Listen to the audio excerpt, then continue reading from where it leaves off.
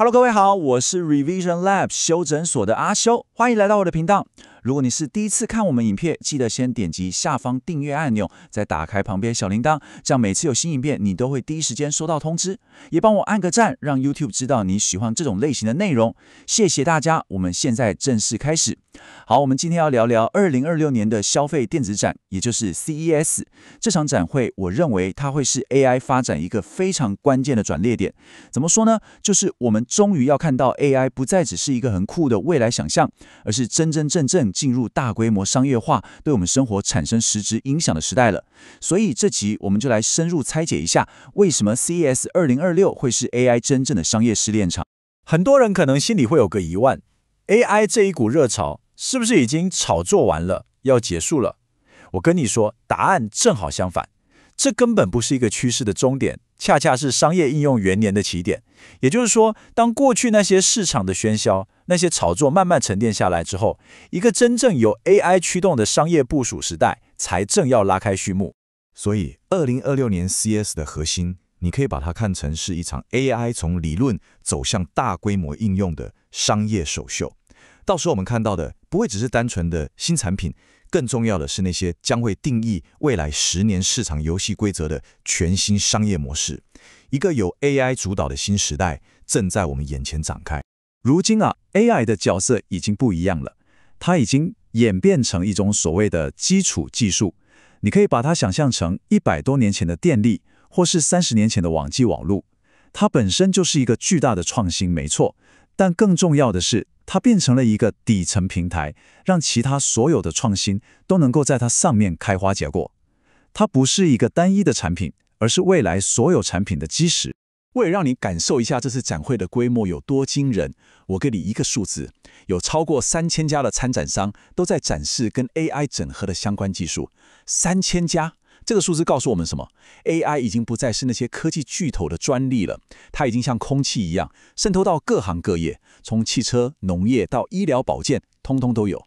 這也意味着，不管你現在在哪個領域，都沒辦法忽視它的影響。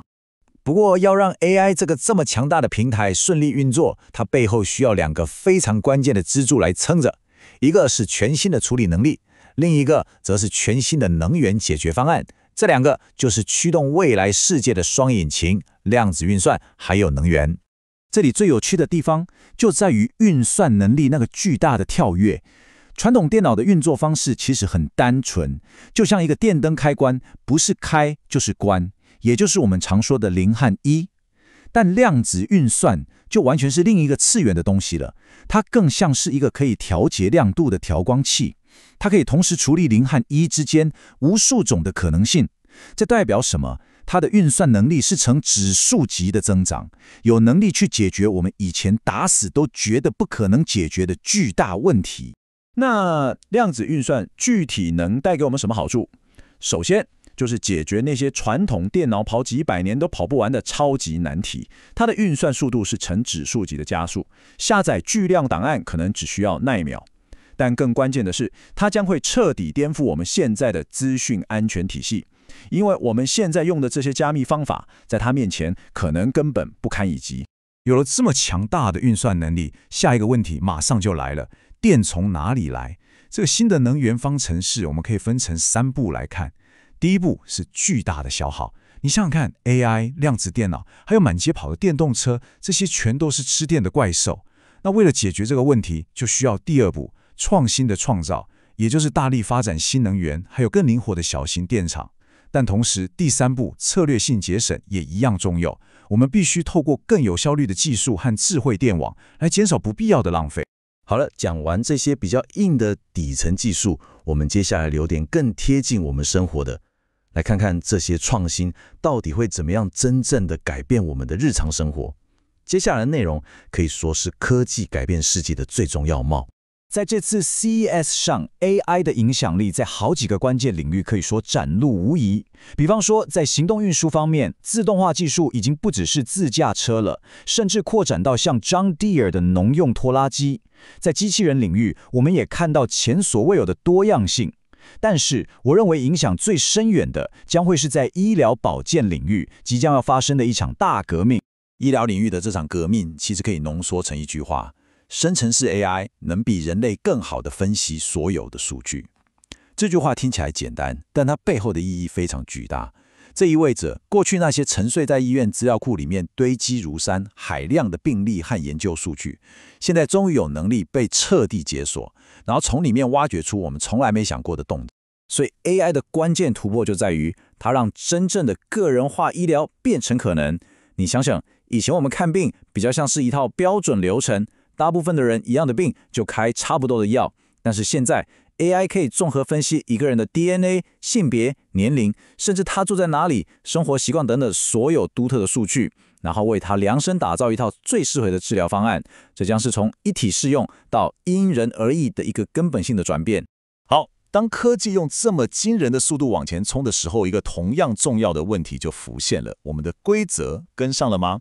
我們該如何為這個新時代制定新的遊戲規則？這就是政策和監管框架所要面對的挑戰，而這也將決定這股技術浪潮未來的走向。為了說明建立規則的急迫性，還有現在有多混亂，這裡有一個很驚人的數字：光是從2025年初開始，美國各州就提出了超過1200項跟 AI 相關的法案。這代表什麼？代表各地都在很倉促地想要監管人工智慧。但問題是，大家的步調非常不一致，可以說是亂成一團。這就引發了一場核心的辯論。我們現在有2條路可以選，一條路是讓各州自己搞自己的，結果就是形成一個由50種不同法律拼湊起來的法律拼布。這樣不僅會阻礙創新，更會讓小公司根本沒辦法生存。而另一條路是制定一個統一的國家級戰略，在確保安全的同時，也能維持在全球 AI 競賽中對抗像中國、韓國這些國家的領先地位。這場辯論的結果會直接影響一個國家未來的競爭力。總結一下今天的重點 ，CES 2026揭示了一件事 ：AI 已經從一個概念全面走向商業應用。而這一切都建立在量子運算和新能源這2大引擎之上。從個人化的醫療到自動化的運輸，我們的生活即將迎來巨大的改變。但同時，如何為這場變革制定遊戲規則，也成為了全球性的挑戰。這一切都指向一個最終的問題：在這場巨大的技術轉變之中，屬於你我的機會究竟在哪裡？今天的內容就到這邊。如果你覺得這一集有幫助，記得馬上點讚、加訂閱、加開啟小鈴鐺。我們正在衝訂閱，需要你的支持。我是阿修，我們下次見，拜拜。